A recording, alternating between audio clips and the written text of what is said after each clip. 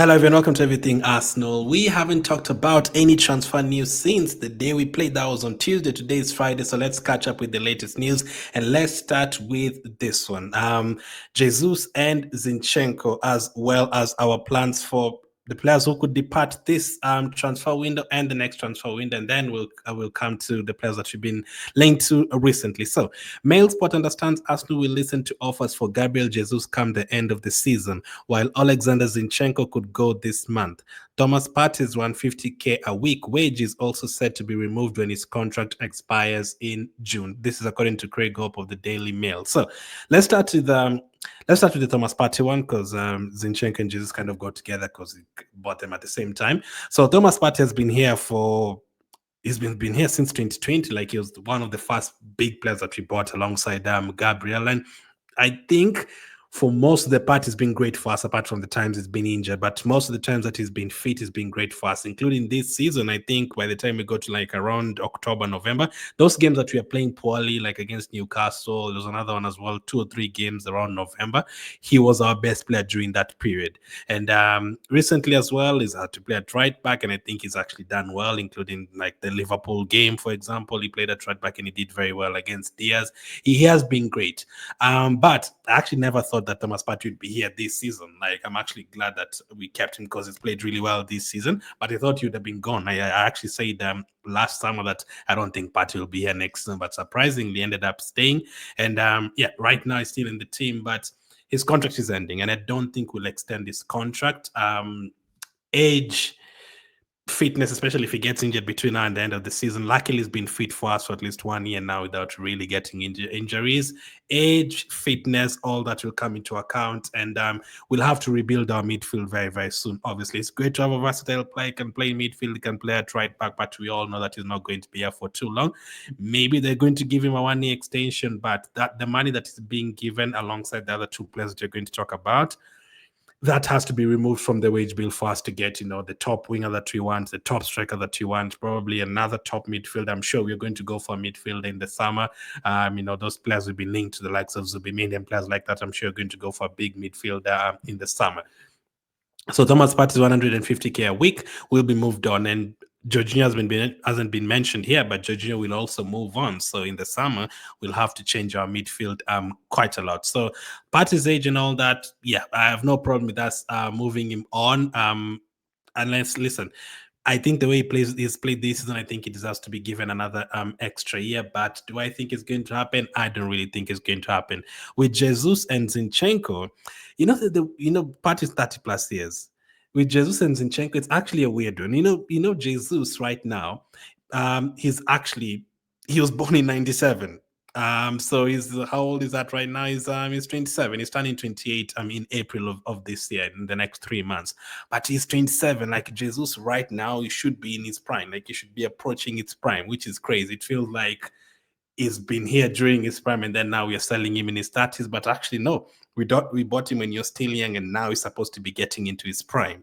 Now, same with Alexander Zinchenko as well, because Zinchenko himself is nowhere near 30 as well. I think he's 28 at the moment. So both of them, they should be in their prime right now. Both of them should be in their prime. So I was very clear with Zinchenko and Jesus in the summer. I said this. Jesus had one very good season. That's in the first campaign. He got injured, unfortunately, at the World Cup, and I don't think it's been the same since that injury. Unfortunately, he got the injury with Brazil at the World Cup. But one good season, one poor season. And with Zinchenko, I say the same. First season, absolutely fantastic. They helped us get into that point of competing for the title. But second season wasn't great. So a lot of people were asking for Jesus and Zinchenko to move on. What I said was, they had one good season, one poor season. It's only fair to give them a third season and see how they do. If they have back-to-back poor seasons, then you have to think about moving them on. But if they have a good season, then you probably think about keeping them. But it's absolutely crazy, because if Jesus was absolutely fantastic and scoring 20 plus goals for us every season since he's been here, we would not have been looking for a striker right now, because he's only I say only, but you know what I mean. Like, if you had a big striker scoring 20, 30 plus goals, 265,000 a week would be very, very good. and he's only 27 years of age, nowhere near 30. Like, his contract is expiring in the next term, I think in 2027. So, because he signed a 5-year contract in 2022. So he still has 2+ years to go on his contract. So if he was actually firing for us and, scoring goals for the 3 seasons he's been here, we'd not have been looking for a striker right now. That is the perfect age for him, perfect contract. Even if you extend it, you give him 300,000 per week. But recently, yes, it's been okay recently, but I don't know, unless he carries that form all the way to the end of the season, you never know. But the reason why people are looking for a striker right now, most of the Arsenal fans are looking for a striker right now, is because people don't trust in Jesus. People don't trust his how many goals he can score. People don't trust how consistent he can be. People don't trust his injury record and all that. So that is unfortunate. And with Zinchenko as well, the age is perfect. He should be in his prime right now. But obviously, the injuries with Zinchenko as well are very, very many. And other issues as well. We already have Calafiori and Lewis Kelly's emerging as well. And I mean, Calafiori in the future, I want him to be more of a centre back in the future, like to have also cover for Gabriel and stuff. So we might be looking for another left back. So you could actually say that. Could we sell Tierney, Kiwi, and Zinchenko all in the same window? That would mean we're going to be getting another left back in the summer transfer window, which would not be ideal for us. For now, I prefer us to focus on the forward areas, and in the summer, I want us to focus on another forward and then another midfielder, because Partey and Jorginho will be going. So ideally, I would not want us to be focusing on a goalkeeper or our defense for the next 2-3 transfer windows. But if players like Zinchenko leave, we do have to do that. And they do have to leave for us to get the bigger players. Maybe not all of them, but a couple of them. If you do remove that 265,000 that Jesus earns, and you remove the how much does Zinchenko earn per week? Around maybe 150 or something, maybe close to that. So I think 130, 140 per week, maybe 130,000 per week. So not that much. If you remove all that all those wages from those 3 players in the summer, then you can get 2 big players, one that earns 300,000, another one that earns 200,000. So I'm not sure if you're going to get rid of both of them, Jesus and Zinchenko, if one of them is going to stay this season. As I said, I wanted them to stay this season. Next season, I'm not sure, and I'm not sure if I would want them to stay next season. Maybe it feel like I still need one of them to stay for that experience. Maybe if I was to say which one he would keep, I'd probably say maybe he keeps Jesus. Not Jesus. Maybe he keeps Zinchenko for another season, because Jesus's wages are higher. But you never know. But that's the latest on those two. We've been going for 7 minutes. Bloody hell! Like, whenever you record these videos, you don't even realize how long you've been talking about something. But let's quickly go to the next topic. I carried that one probably for too long. The next one is Nico Williams. So Mikel Arteta has made Nico Williams his number 1 target to strengthen his squad, although it is far from certain the player would want to leave this month. Even a summer move could be complicated by Williams' wage demands, which are in excess of 300,000 a week. So again, that brings us nicely to this topic. If you're going to get players like Nico Williams for 300,000 a week, you're going to get rid of a couple of players. Now, if Jesus goes, that allows us to get Nico Williams. If that is the case, then you have to consider in the summer. If Zinchenko leaving and Kivia leaving allows us to get a top striker for those wages, you have to consider it. If Jesus leaving and I don't know, Tierney leaving allows us to get a top midfielder and a top winger, you have to consider it. So it depends on where we are in terms of finances. Ideally, you'd want to have a backup squad. For me, I don't know. Why do you get? I think many people wanted Jesus to leave in the summer, but if you're told, because I think Havertz will still be the backup, so Jesus wouldn't really play. So would you be okay with Jesus being a bench player and coming on the wing and playing a few games the striker if you have a top striker and Havertz, or do you think he'll not be needed after you get a striker and Havertz is there, Jesus won't be needed? So it depends. But those wages, I think you'll have to probably get rid of them. I think that is the case. But where I'm going with that is, I think in the future, the next 2-3 years, I think many teams will head the Chelsea direction. You'll have to have at least 26 players to to play all these games that are coming up. FA Cup, Carabao Cup, teams are playing a lot of competitions, international competitions, and a lot of rotation will be needed. So I think people like Mikel Arteta and Guardiola will need to expand their squads from, the tiny squads that they usually use. You'll have to add another 5-6 players. So that would mean maybe keeping players like Jesus on the bench and then adding a top striker, but you still keep them around. I don't know. But yeah, it is very hard to please all those players if that is the case. That was from John Cross of the Mirror.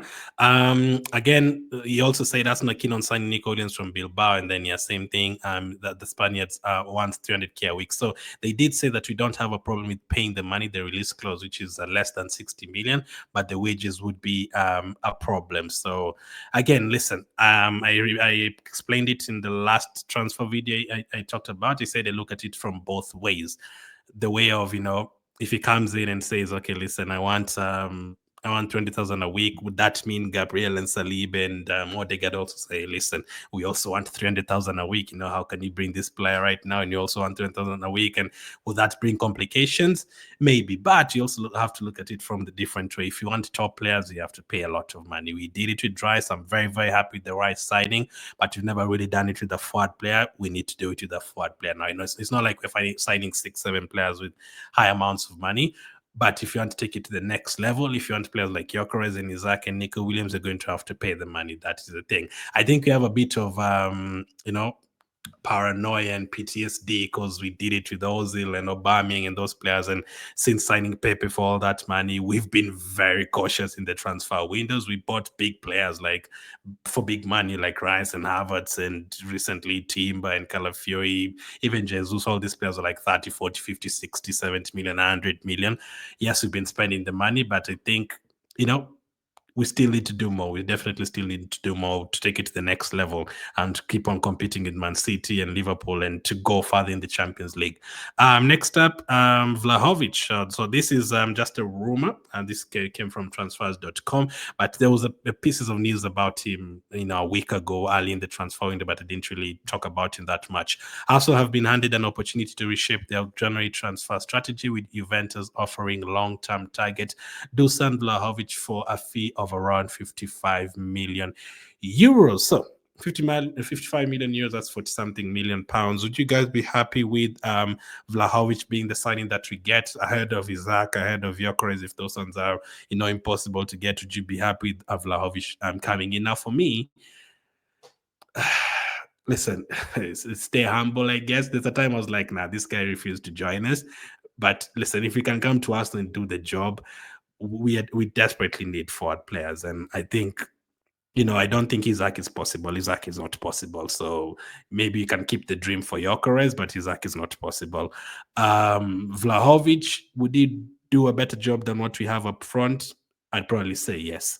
Is he, more accustomed to scoring goals more than the players we have? Probably yes. And, signing Vlahovic, I'm not saying sell Havertz. Some of you are saying sell Havertz. No, Havertz is still our top scorer. He's still, I think he was third after Salah and Haaland in terms of scoring goals last year. He can still score goals, but in terms of depending on him, just like we said with Jesus, then that's a no. So you need someone then if you have Havertz coming off the bench, starting a few games here and there, absolutely fine, no problem with that. And 55 million euros, I think that would be an okay deal, but that for now is a rumor. I've not really checked his stats for this, and I'm not really seeing how many goals, how many games he's played this and all that. But from how I know him as a player, from watching him all those seasons before, even before he joined Juventus when you wanted him, he was a very good striker. I remember one of his goals this season in the Champions League. I think they came back from behind when they were down to 10 men, and he scored a brilliant goal in the Champions League. I think they were playing Leipzig or someone, one of those teams. I remember his goal, but I don't remember anything else about their season so far or his season so far. But what I do know, he is a good striker. So if I was to make a list of 3 strikers that I want, even 5 strikers, he wouldn't be in that top 5. But right now we are desperate for strikers, and if he's someone who can score goals, then yes. Trossard, we talked about Jesus, Zinchenko, Partey. So this is the latest on Trossard. Leandro Trossard has rejected Arsenal's recent contract offer, and there were breakdowns in negotiation before Christmas. The Gunners offered him a 1-year extension with the option of an additional year, but it was immediately knocked back. So the Gunners offered him a 1-year extension with the option of an additional year, but he was immediately knocked back. So Unlike the ones of say Jesus and Zinchenko just getting into their prime, I think Trossard is kind of heading out of that. Like I think he's now 30, so he's heading out of that. Maybe in terms of contract extension, maybe Trossard wanted 3 years, which Arsenal is not going to give him. A player like Trossard was only going to come to us and maybe be here for like 3 years. Now he's been here. This is his second full season. He's been here since 2023 January, so he's now been here for 2 full years. He's played the half a season, a full season, and now half a season so far. So after this season is going to be 2.5 seasons at Arsenal. If I was to look at his time at Arsenal overall, I think it's been not very good, but what's the word? If I was to rate his time at Arsenal so far, I'd probably say like a 7 out of 10. Because when he came in that 5 months, I think he had like 11 assists and a goal in like 4 months, which was incredible. Last season, he was scoring a lot of big goals for us, especially at the back end of the season. Those games against Wolves, away in games like that, Trossard was scoring very, very many important goals. Now, this season, he hasn't been great. He was good for the first 2 games when he scored against Aston Villa, and I think he played well against Wolves, but he hasn't been great for the rest of the season. So I can only see him getting a year extension, maybe to be here next season, but I can't see him being here at 33. The only way that could have happened, Arsenal offering him a bigger contract, is if he started this season and by now Trossard had, 10 assists and 8 goals in his own, firing and, covering for Saka and all that, then that would be, that could have happened, but I can't see it happening at the moment. So I still don't think we're in a position to sell him in the summer. That's the problem. If you get rid of Jesus and you get rid of Trossard, again, we are down to Saka, Havertz, let's say a new striker, and who am I forgetting? And Martinelli. I still don't think that is enough. I think you need 2 players in every single position. So I don't know if you're in a position to, sell Jesus, sell Trossard, unless we are buying 3 players between now and the summer in terms of forward players, which I think we are going to do. So by the start of next season, I think we're going to have 2 new forward players. So I don't know how we are going to divide it. I don't know if you're going to get 1 now, 1 in the summer. I don't know. Hopefully not. I don't think. I'm hoping you're not going to get any on right now and then get 2 in the summer. Whichever way it's going to be, I think we're going to have 2 for new forward players next season. But you still need players to rotate with them. You just can't, have no one there at all. You still need players on the bench. So it's going to be an interesting one with Trossard. I don't know if he's, probably when he leaves Arsenal, I can't see him going to another English team. I can see him moving on to, maybe back to Belgium or to France or maybe to Saudi Arabia to pick up some money. But yeah, that's the latest on Trossard. Now, we've also been linked to, if I can go back on this, just a moment, Bryan Mbeumo. Now, Mbeumo is a player that I said they really, really would want at Arsenal. Him or Visa, player who can just cover a bit, would be great. But according to Platigol, Bryan Mbeumo is on Arsenal's shortlist for a potential summer transfer. So that one is for the summer. Now, if you're selling Jesus and selling Trossard and then you bring in a new striker, Mbeumo, and a wing on loan, then that makes sense. But a player like Mbeumo is a player that I wouldn't mind at Arsenal at all. No, not as the marquee signing, not as the biggest signing that we have between now and the summer. No, we need a striker for that. But as an option for a winger, that would be great. But I don't know if he would accept joining Arsenal because that is a position that Saka plays in, and Saka is fit. Saka is playing most of the games. But listen, there's a lot of competitions, as I said. If you can convince a player like this to join Arsenal, 50 million or something as a backup for Saka who can play in that wing, that would be perfect. He's been scoring goals. He scored. Actually, him and Visa have been better than what we have up front this season. That is just the truth. So that's the latest in terms of the transfer news. Let's hope we do get a couple of signings this transfer window because we definitely need it. Thank you for watching, and I'll catch up with you guys on the next one.